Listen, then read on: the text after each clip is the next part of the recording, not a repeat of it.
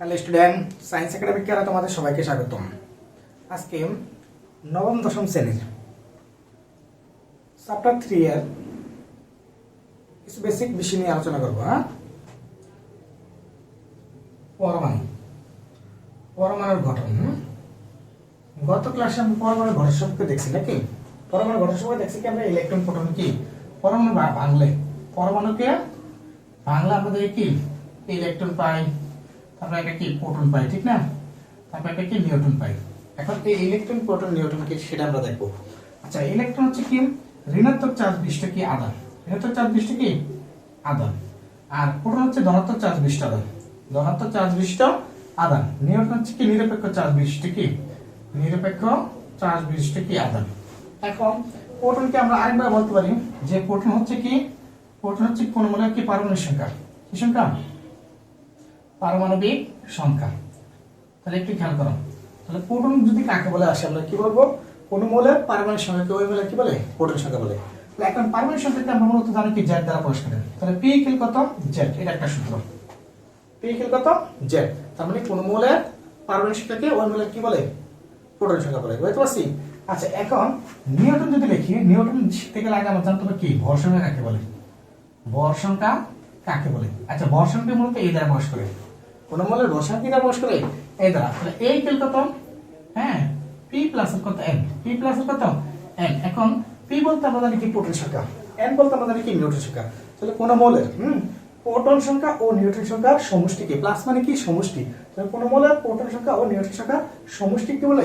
ওই মৌলের ভর সংখ্যা বলে। বুঝতে পারছি? ভর সংখ্যাটা আমরা জানতে হবে। তারপর যে জিনিসটা, এখন যদি নিউট্রন সংখ্যা যদি প্রোটন প্লাস নিউট্রনটা যদি এখানে এদিকে আনি, তাহলে ওই দিকে কি এ, তাহলে নিউট্রন যদি রাখি তাহলে কি এ মাইনাস এর কত পি।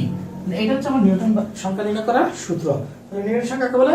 কোন মৌলের কি ভর সংখ্যা, এ মানে কি ভর সংখ্যা, ভর সংখ্যা থেকে কি প্রোটন সংখ্যা, কি প্রোটন সংখ্যা কি মাইনাস, মাইনাস মানে কি বাদ দিলে, ঠিক না? তাহলে কোন মৌলের ভর সংখ্যা থেকে ওই মৌলের প্রোটন সংখ্যা বাদ দিলে যে সংখ্যাটা পাওয়া যায় তাকে কি বলে? ওই মৌলের নিউটন সংখ্যা বলে। বুঝতে পারছি? তাহলে নিউটনের সূত্র আমরা পাইতেছি কি এ মাইনাস কত পি, আর প্রোটন সংখ্যা পাইতেছি কি পি, পি ইকুয়াল কত? জেড। হ্যাঁ, তারপর একটু খেয়াল করুন আরেকটা জিনিস, ইলেকট্রন সংখ্যার যে কাহিনীটা, ইলেকট্রনের একটা সূত্র আছে, ইলেকট্রন ইকুয়াল কত? প্রোটন। তাহলে ই ইকুয়াল কত? প্রোটন। তাহলে কোন মৌলের কি পারমাণবিক সংখ্যাটা তার ইলেকট্রন সংখ্যা কখন? যখন যোজনী থাকবে না, কি থাকবে না? যোজনী। যখন যোজনী কি থাকবে না, যোজনী থাকবে না অর্থাৎ কি যোজনী যখন শূন্য, তখন কি কোন মৌলের ইলেকট্রন সংখ্যা তার কি প্রোটন সংখ্যা। আর যখন যোজনী থাকে, অর্থাৎ যোজনী থাকে মানে একটি খেয়াল করো, মনে করো একটা এক্স মৌল লিখলাম, এই তার -2 আছে, যোজনী কত? -2। আর এখানে কত? বর্ষণ কত? 16। এখানে কি দিলাম? এই যে সংকেতটা, এই যে সংকেতটা তারা কি বলতেছে? এক্স একটি মৌল যার পারমাণবিক সংখ্যা কত? 8। যার পারমাণবিক সংখ্যা কত? 8। এখন মৌলটির বর্ষণ কত? 16। এবং কি তার যোজনী কত? -2।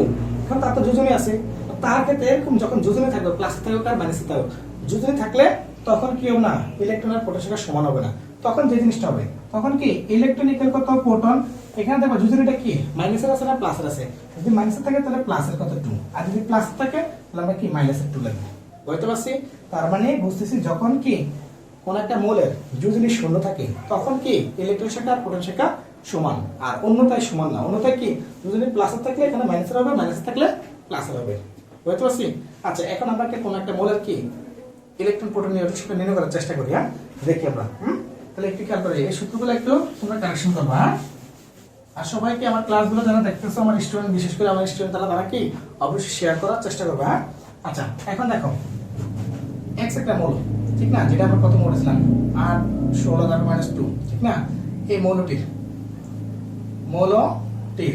মনে করে ইলেকট্রন প্রোটন, হ্যাঁ, তারপরে কি নিউট্রন সংখ্যা নির্ণয় করতে বলছে। কি সংখ্যা নির্ণয় করো। হ্যাঁ, আচ্ছা, তাহলে এক্স একটা মৌল, এই মৌলের কি ইলেকট্রন প্রোটন নিউট্রন এই তিনটার সংখ্যা নির্ণয় করতে বলছে। তাহলে এখন আমরা নির্ণয় করি। তাহলে দেখো দেওয়া আছে, প্রথমে কি দেওয়া আছে? দেওয়া আছে কি একটু খেয়াল করো, এক্স মানে কি প্রোটন, নিচে যেটা থাকে এটা কি প্রোটন, প্রোটন সংখ্যা তার মানে অর্থাৎ পারমাণবিক সংখ্যা, ঠিক না? যেটা প্রোটন সংখ্যা মানে আমরা পারমাণবিক সংখ্যা বুঝি। তাহলে দেওয়া আছে কি এক্স মৌলের, কি মৌলের? এক্স মৌলের পারমাণবিক সংখ্যা, কি সংখ্যা? পারমাণবিক সংখ্যা। তাহলে পারমাণবিক সংখ্যা কি দ্বারা প্রকাশ করে? জেড দ্বারা। জেড ইকুয়াল কত আছে 8। তাহলে আবার x মোলের কি দেওয়া আছে? ভর সংখ্যা কত? x মোলের ভর সংখ্যা, হ্যাঁ ভর সংখ্যা দেওয়া আছে কত জানো তো? a ইকুয়াল কত? 16। কারণ ভর সংখ্যা এই দ্বারা প্রকাশ করে। এখন আমরা বাইর করব কি? ইলেকট্রন সংখ্যা, নিউটন সংখ্যা, প্রোটন সংখ্যা। তাহলে এখন দেখেন, তাহলে আমরা যদি বলি আমরা জানি হ্যাঁ p ইকুয়াল কত? z। একটু আগে সূত্রটা দেখছি। তাহলে এখন z মানে কত? 8। তার মানে কত? প্রোটন সংখ্যা কত? 8। বুঝতে পারছি? আবার কি যদি আমরা নিউটন সংখ্যা বাইর করি, ইলেকট্রন সংখ্যা বাইর করি আগে, হ্যাঁ ইলেকট্রন সংখ্যা যদি বাইর করি তাহলে ইলেকট্রন ইকুয়াল কত? p। ঠিক না? এখন এখানে কি -2 আছে, -2 আকারে, তাহলে এখানে কি হবে? প্লাসের কত? 2। তো প্লাসের 2 থাকলে তাহলে -2 লিখতে হবে। এখন একটু খেয়াল করেন, প্রোটন সংখ্যা আমরা পাইছি নাকি? প্রোটন সংখ্যা কত? 8, প্লাসের কত? 2। তাহলে 8 + 2 মানে কত? 10। তাহলে ইলেকট্রন সংখ্যা ইকুয়াল কত? 10। বুঝতে পারছি? এখন বাকি আছে কি? নিউটন সংখ্যা। হ্যাঁ তাহলে আবার যদি আমরা জানি কত? n ইকুয়াল কত? a - এর কত? a - এর p। তাহলে a পাইছি কত আমরা দেখো তো? a পাইছি কত? 16। তাহলে 16 মাইনাস এর কত? p মানে কত? এই যে প্রোটন সংখ্যা 8 সমান কত হইছে? 8। তার মানে দেখো x একটা মৌল যার কি প্রোটন সংখ্যা কত? 8। হ্যাঁ তারপর ইলেকট্রন সংখ্যা কত? 10। তারপর কি নিউটন সংখ্যা কত? 8। বুঝতে পারছি?